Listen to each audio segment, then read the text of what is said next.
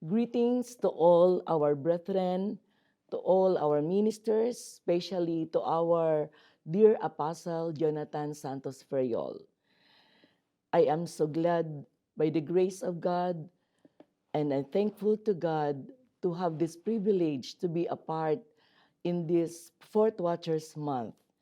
And I thank God for the privilege to share to you the word of our God.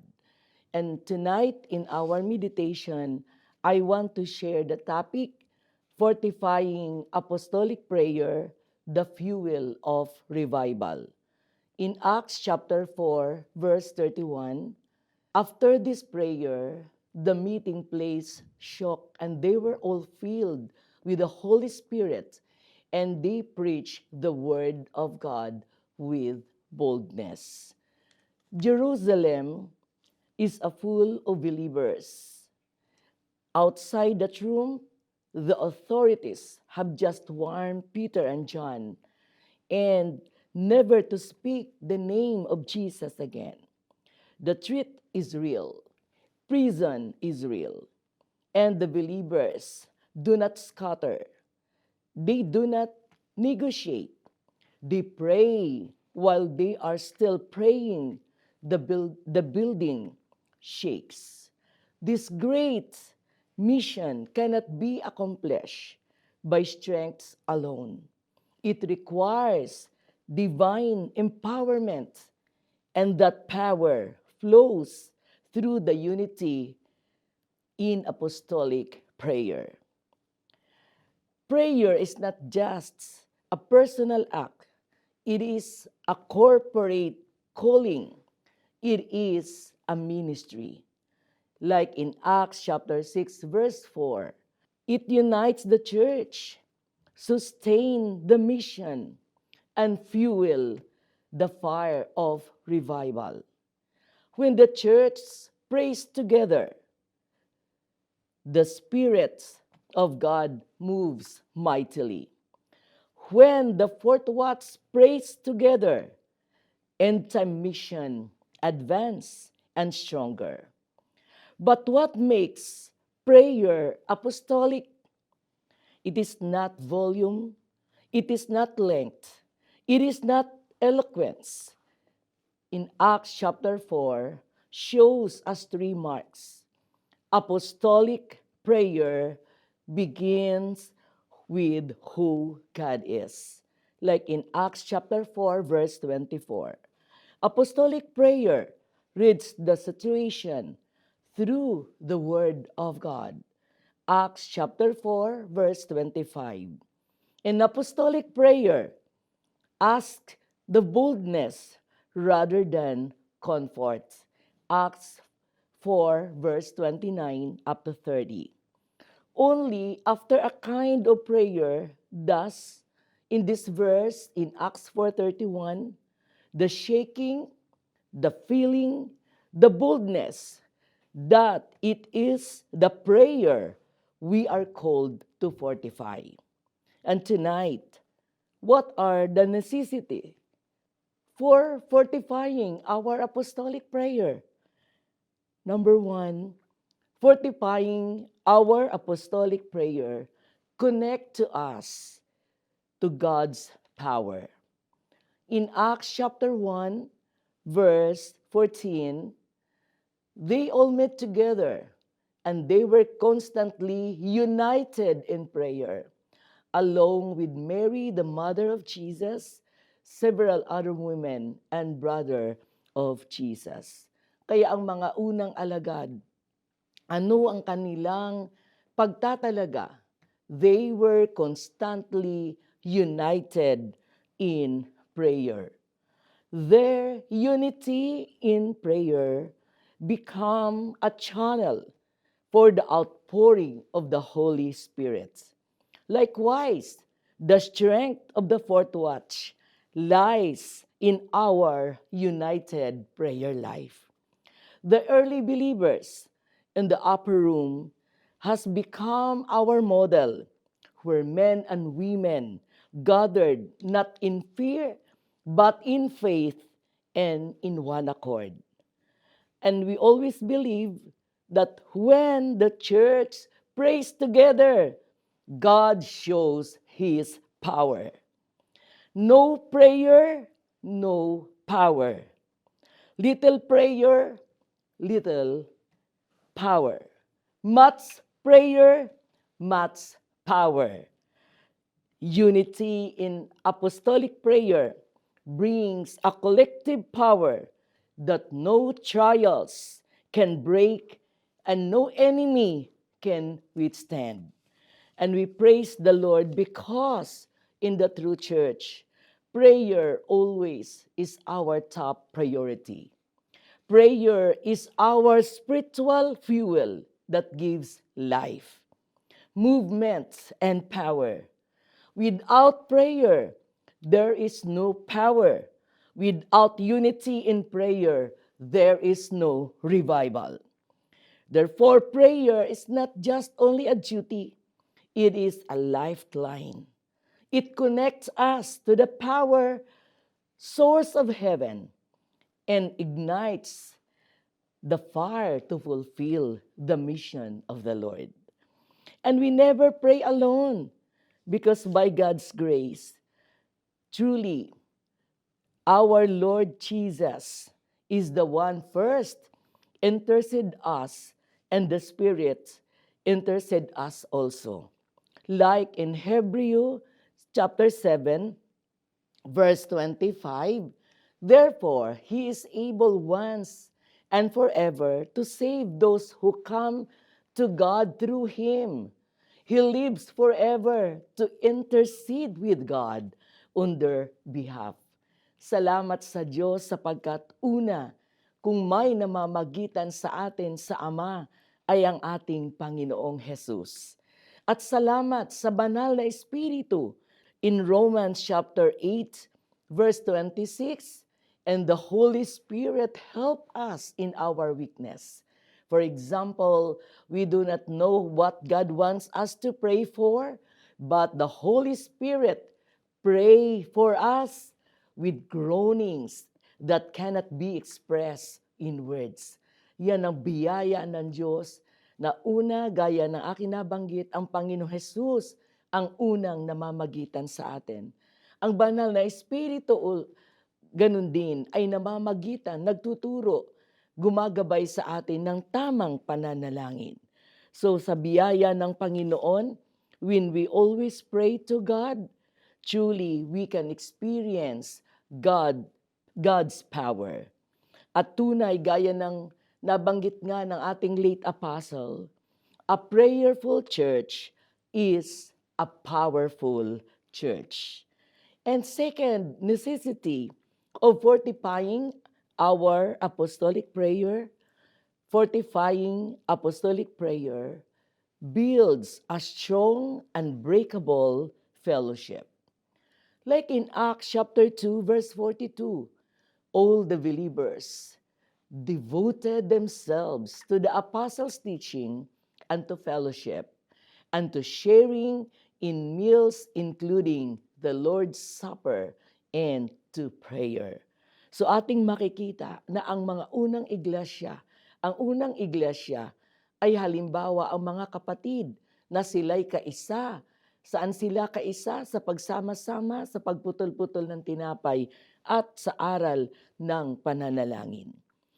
So therefore, prayer unites the heart of believers.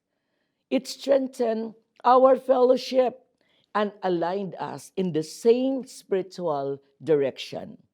When we pray together, whether in prayer meetings, dawn watches, or in our family devotions, we draw closer, not only to God, but also to one another.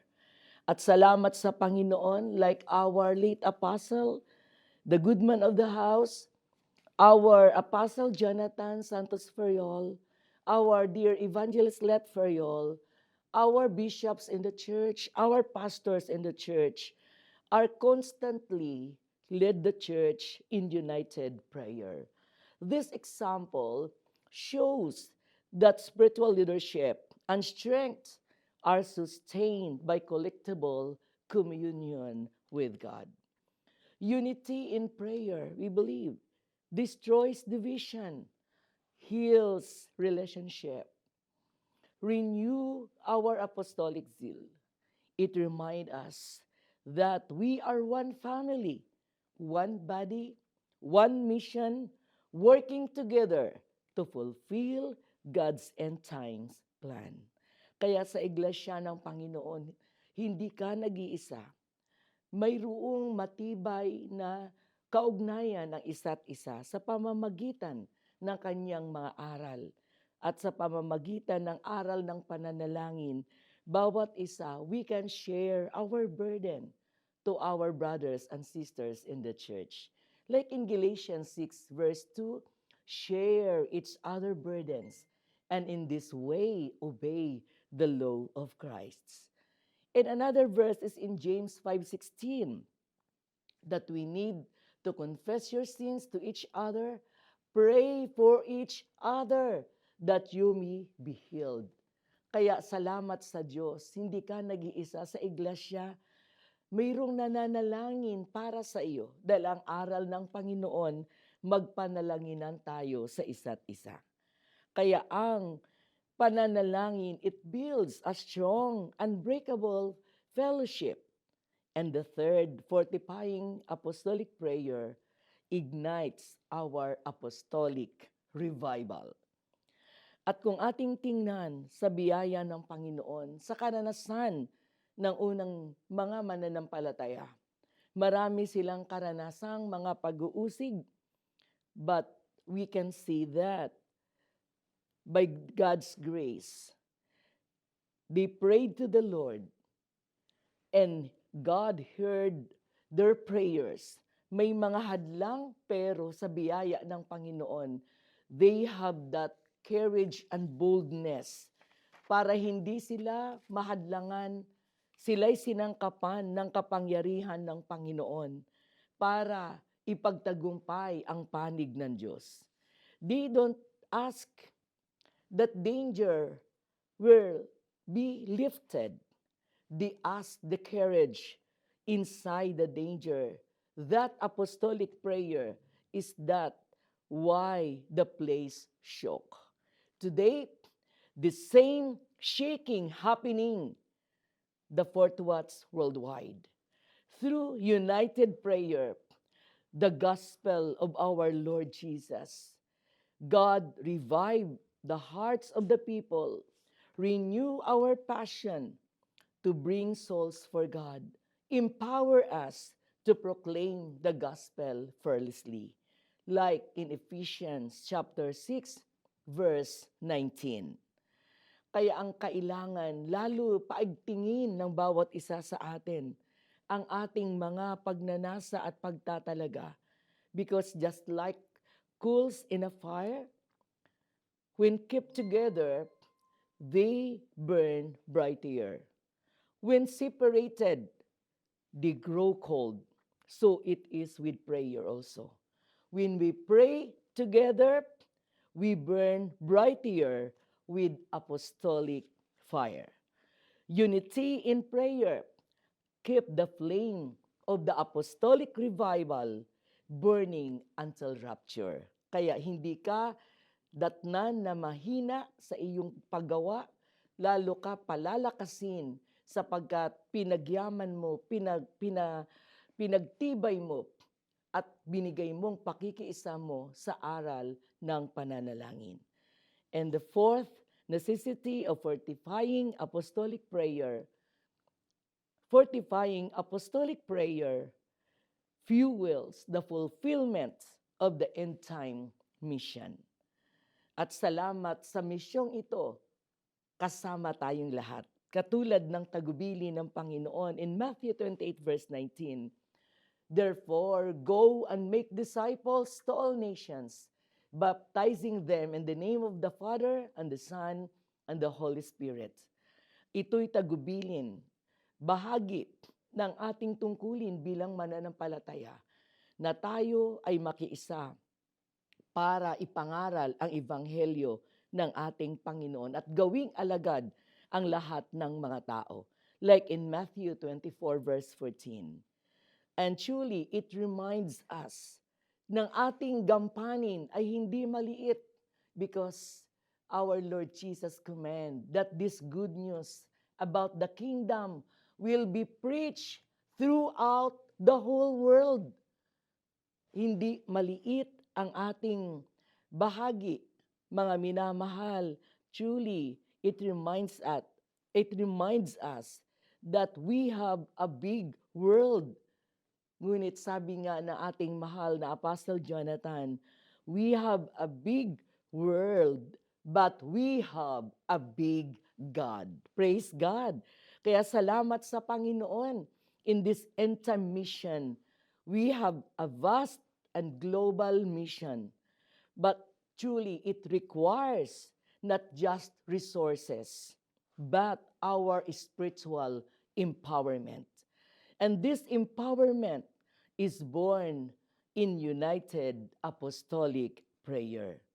And before every mission trip, truly we believe that by God's grace, new local churches built, every crusade, every evangelistic effort of the church, truly, when we pray together, God's work, and He did like the early church did, lives transformed, God sends healing, at makikita natin ang halimbawa when the apostle prays for the global mission, new doors open.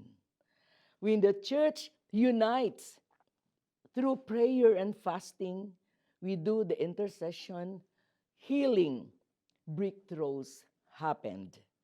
When the fourth watch unite in prayer, nations are reached, souls are saved, and by God's grace, the fulfillment by God's grace through Home Free Global Crusade led by our dear apostle. Salamat sa Panginoon, yung katuparan at kaganapang ipangaral ang Ebanghelyo sa buong sanlibutan. Mga minamahal, nagagalak tayo, hindi lang daan-daan, libu-libong mga kaluluwang tumanggap at libu-libong kaluluwang nangabautismuhan at sila'y naging mga alagad. So therefore, our unity in prayer is not just a spiritual discipline. It is the fuel that will move forward in fulfilling the great mission of our Lord Jesus Christ. Because without prayer, the mission weakens. Without prayer, the mission, we believe that when we pray, the mission flourish. So we need to give our unity in our apostolic prayer. And we believe that the end-time church become unstoppable. In doing this mission, brothers and sisters, we need to be united. We need to be consistent in sharing and preaching the gospel. Gaya nga ang paalaala ng Panginoon in Philippians 2:15, shine as lights in the world. At ang kanyang pahayag pa in Philippians 2:16, hold firmly the word of life. Ating panghawakan, ating ipahayag ang salita ng kabuhayan. At ano pang sabi in Isaiah 49 verse 6, we need to carry the light to all people. And truly, this is exactly what was happened to the church in the end time. When we bring light to the people, we believe by God's grace, people who walked in darkness will see a great light. Kaya ang sabi ng kanyang mga salita, mga iminamahal, tunay, that this is exactly what happened to the end-time church. When we bring light to the people, like in Isaiah 9 verse 2, the people who walk in darkness will see a great light. Kaya ang tao nasa gawa at nasa ilalim ng kapangyarihan ng kadiliman. Pero in Acts 26:18, from darkness to light, from the power of Satan through the power of God. Kaya mga kapatid, malaki ang ating bahaging gagampanan. Makiisa tayo. May mga bahagi tayong gagampanan. And tonight, before we close, I must speak to someone who is listening tonight and who is tired. And you have prayed. And you have prayed for a long time for work. Maybe you are sick. Your loved ones or a child who has walked away from the Lord and the answer has not come. Mga minamahal, tayo ay tinuturuan ng Panginoon lamang na maghintay. Do not let anyone will tell you that your prayer is failed. Bakit? Because when we pray, salamat sa Diyos, He promised, when we pray, He will answer quickly. Praise God. Isipin natin, God will answer you quickly. Like in Isaiah 58 verse 9, we will read this verse. Then when you call, the Lord will answer, yes, I am here. He will quickly reply. Praise God. God will quickly reply to your request. At ang sabi, remove the heavy yoke of oppression. Stop pointing your finger and spreading vicious rumors. Kaya ang biyaya, pag ikaw ay tatawag, sabi ng Panginoon, yes, I am here. Hindi malayo ang Diyos. Ang Diyos ay malapit pag tayo lagi lalapit sa Kanya. At sa paglapit natin, ano ang Kanyang pahayag? He will quickly reply. Praise God. Ang Diyos ay laging laan upang tayong tugunin.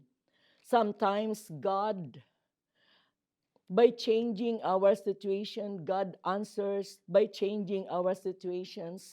Sometimes He answers by changing inside the situation. Both are answers. But in Ecclesiastes chapter 3 verse 11, anuman ang ating mga pinagdadaanan, maybe hindi pa natin natanggap ang mga bagay na atin hinihingi. Pero gaya ng sabi ng ating Panginoon, ng ating Diyos na pinaglilingkuran, yet God has made everything beautiful for its own time. There is a perfect time na pag tayo humingi, ang Diyos nakakaalam kung kailan mapasa atin yung mga bagay na ating hinihingi. Kaya ang kailangan lang, so keep praying. You are not praying alone. Praise God, the church prays with you.